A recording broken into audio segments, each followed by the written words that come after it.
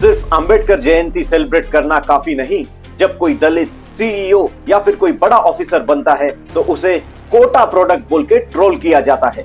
हर 10 minute में एक SC ST के साथ क्राइम होता है। ऊना में मारपीट, इलाहाबाद में हत्या, सहारनपुर में घरों को जलाना, भीमा कोरेगांव में हिंसा और ऐसी बहुतेरी घटनाएं लगातार हो ही रही। 27% इंडियंस आज भी छुआछूत यानी अनटचेबिलिटी को प्रैक्टिस कर रहे हैं। एक साल में ही 5,500 कास्ट क्राइम्स का इजाफा। तुम्हारा कोटा हमारी सीट खा गया, ऐसे ताने सुनने पड़ते हैं। ये है मॉडर्न कास्टिज्म।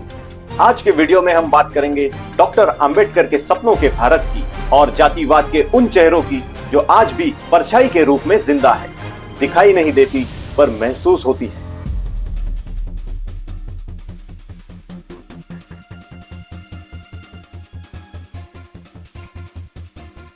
यह है आज का भारत, जहां संविधान ने सबको इक्वल बनाया, लेकिन हकीकत में आज के डेट में भी कुछ लोग हैं जो अपने ही देश में खुद को इक्वल नहीं समझ पाते। पता है क्यों? क्योंकि कास्ट का प्रश्न अभी भी जिंदा है और बाबा साहेब आम्बेडकर के सपनों का भारत अभी अधूरा है। सामाजिक न्याय का सपना देखने वाले डॉक्टर बाबा साहेब आम्बेडकर, लेकिन आज के डेट में भी क्यों कास्ट का प्रश्न हमारे साथ मौजूद है? क्यों इतनी गहरी जड़ों में है ये जातिवाद? रिजर्वेशन मिल गया तो कास्टिज्म खत्म ना? लेकिन सच बात तो ये है कि जातिवाद आज भी हमारे सोसाइटी में एक परछाई की तरह हमें फॉलो कर रही है, क्योंकि बाबा साहेब के सपने को हमने बीच रास्ते में ही छोड़ दिया। डॉक्टर बाबा साहेब आम्बेडकर ने एक ऐसे सोसाइटी का विजन दिया जहां कास्ट एक आइडेंटिटी नहीं, एक हिस्ट्री बन जाए। उन्होंने भारत को एक नई पहचान देने की कोशिश की थी। उनका मानना था कि political democracy is meaningless without social democracy. उन्होंने जातिवाद के खिलाफ जिंदगी भर संघर्ष किया, लेकिन क्या उनका सपना पूरा हुआ? क्या हम इस जाति के बंधन से मुक्त हुए?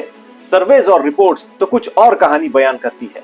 27% इंडियंस आज भी छुआछूत यानी अनटचेबिलिटी को प्रैक्टिस कर रहे हैं। 2011 के सेंसस के हिसाब से सिर्फ 5% इंटरकास्ट मैरिजेस भारत में होती है। दलित एंटरप्रेन्योर्स और बिजनेसमैन और उनके काउंटरपार्ट्स के बीच आज भी करीबन 16% का इनकम गैप है। आज के डेट में भी करीबन हर 10 मिनट में एक SC ST के साथ क्राइम होता है और एक रिपोर्ट के मुताबिक 27% लोग ये मानते हैं कि इंटरकास्ट मैरिजेस ये गलत है। कास्ट क्राइम्स की बात करें तो 2021 में करीब 45,935 कास्ट क्राइम्स रजिस्टर हुए हैं और उसके अगले साल यानी 2022 में 51,656 केसेस रजिस्टर हुए हैं। सोचिए, एक साल में ही 5,500 कास्ट क्राइम्स का इजाफा। प्रोग्रेस तो दिखता है लेकिन सिर्फ गिनी चुनी जगहों पे, लेकिन ग्राउंड रियलिटी? गुजरात में सेग्रीगेटेड क्लासरूम्स, तमिलनाडु में 2 टम्बलर सिस्टम और मेट्रो सिटीज में सरनेम्स से आपकी कास्ट अज्यूम कर ली जाती है। जातिवाद ये सिर्फ गांव में ही नहीं बल्कि मेट्रो सिटीज में भी है। आज भी कई गांव में पिछड़े लोगों को अपने लिए अलग कुएं से पानी निकालना पड़ता है। मेट्रो सिटीज में दलित फैमिली को अपने लिए रेंटेड स्पेस नहीं मिल पाती, क्योंकि जैसे ही लैंडलॉर्ड को उनके कास्ट के बारे में पता चलता है वो उनके कॉल्स अवॉइड कर देता है।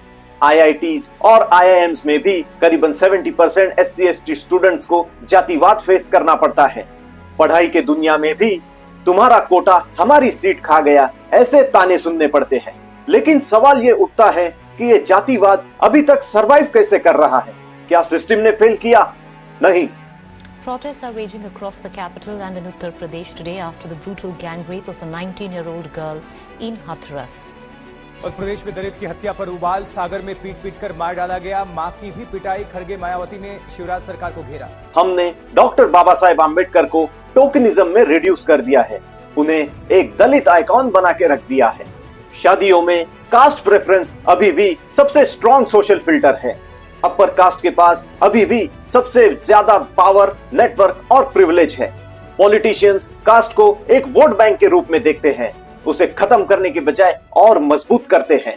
सोशली लोग अपनी कास्ट को भूलते नहीं और पॉलिटिकली कास्ट कार्ड खेलना बहुत इजी है। वोट बैंक पॉलिटिक्स में आज भी जाति सबसे बड़ा फैक्टर है। पॉलिटिशियंस कास्ट सेंसस को डिबेट तो बनाते हैं, लेकिन जो रियल इश्यूज है जैसे एजुकेशन और जॉब्स उसे इग्नोर करते हैं। रिजर्वेशन से रिप्रेजेंटेशन तो बढ़ा, लेकिन वेल्थ गैप कम नहीं हुई। अपर कास्ट हर सेक्टर में डोमिनेट कर रहे हैं। लेकिन जब कोई दलित सीईओ या फिर कोई बड़ा ऑफिसर बनता है तो उसे कोटा प्रोडक्ट बोल के ट्रोल किया जाता है। जातिवाद आज भी है, लेकिन उसका रूप बदल चुका है। ऑफिस में कभी कास्टिस्ट जोक, स्कूल में उस बच्चे को अलग ट्रीट करना, अपार्टमेंट्स में उन जैसे लोगों को घर ना देना, ये सब क्या है? ये है मॉडर्न कास्टिज्म। अर्बन इंडिया में कास्ट ओपनली डिस्कस नहीं होती, लेकिन भेदभाव की भावना अंदर ही अंदर चलती रहती है। नाम, गांव, जाति से सब कुछ साइलेंटली जज किया जाता है, और जब रिजर्वेशन का टॉपिक आता है तो कुछ लोगों का गुस्सा जाग जाता है। तो सवाल है, अब क्या सिर्फ अंबेडकर जयंती सेलिब्रेट करना काफी नहीं? हमें बाबा साहेब अंबेडकर के आइडियाज को जीना पड़ेगा। वो कहते थे, एजुकेट, एजिटेट एंड ऑर्गेनाइज, यानी पढ़ो, संगठित हो और संघर्ष करो। उनका ये मैसेज टाइमलेस है और हमें ये नहीं भूलना है। कास्ट के खिलाफ की लड़ाई सिर्फ लॉ से नहीं, सोच बदल कर जीती जा सकती है। कास्ट का क्वेश्चन सिर्फ दलितों का नहीं, पूरे देश का सवाल है। अगर आपको लगता है कि मेरा कास्ट से कोई लेना देना नहीं, तो जरा सोचिए, क्योंकि जब तक जातिवाद खत्म नहीं होता, डॉक्टर बाबा साहेब आम्बेडकर की लड़ाई हम सब की लड़ाई है।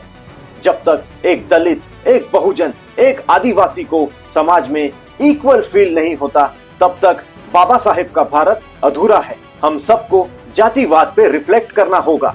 अपने सर्कल में अनकंफर्टेबल कन्वर्सेशंस शुरू करनी होगी। अगर आप प्रिविलेज्ड हो तो आवाज बनो उनकी जो आज भी ऑप्रेस्ड है। बाबा साहेब ने कहा था, caste is a monster that crosses your path every step you take. पर इस मॉन्स्टर से लड़ने का तरीका ये नहीं कि हम आंखें बंद कर ले। हमें कास्टिज्म के खिलाफ खड़े होना होगा, अपने घर में, अपने दोस्तों के बीच और अपने डिसीजंस में। डॉक्टर बाबा साहेब आम्बेडकर के सपनों का भारत तभी बनेगा जब कास्ट एक हिस्ट्री चैप्टर बनेगा, रियलिटी नहीं। जय भीम।